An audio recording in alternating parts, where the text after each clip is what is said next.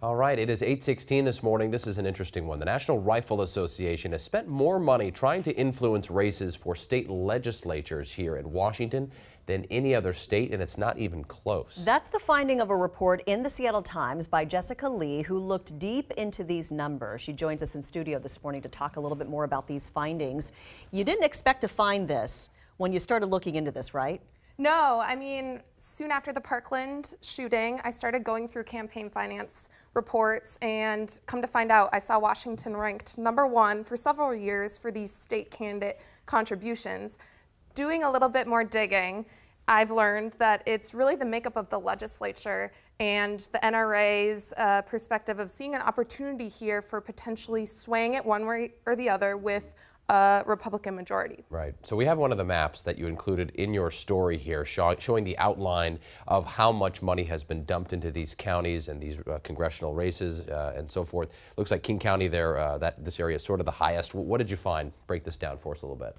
Well, so this is 2016, and the numbers do change year after year. This was the most recent data available. So yeah, you can see money concentrated to certain areas more than others, but if you were to look at 2015, it might not be the same. And how much money are we talking about? So about $203,000 over the course of 4 years, and that ranked Washington as #1 for these state candidate contributions. Texas was in second place for, I think, like 95,000. Wow. So we're significantly ahead. Based on your reporting, why is that? Why is there so much more money here?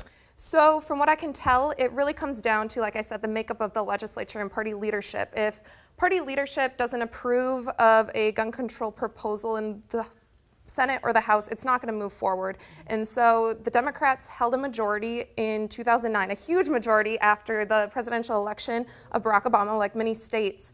And that margin between Republicans and Democrats has narrowed over years. Democrats are really hanging on by the thread. And so from what I can tell, the NRA sees this as an opportunity to flex its financial muscle and maybe sway our House and Senate in its direction. Mm-hmm. So in light of all this debate about gun control in the wake of the Florida shooting, what do you want your readers to take away from your report?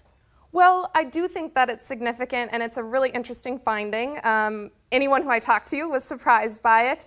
But also, it can't go without saying that the NRA's true success comes from mobilizing its 5 million some members across the country and really shaping the country's dialogue on gun control. It really focuses on the fear of people losing them with government intervention, and it's an issue that taps into people's cultural identity, and that's why it's so heated both in Olympia and beyond. And you nailed it too. It is so easy to mobilize when you have one issue and one response to one issue, and you have a broad membership across the country.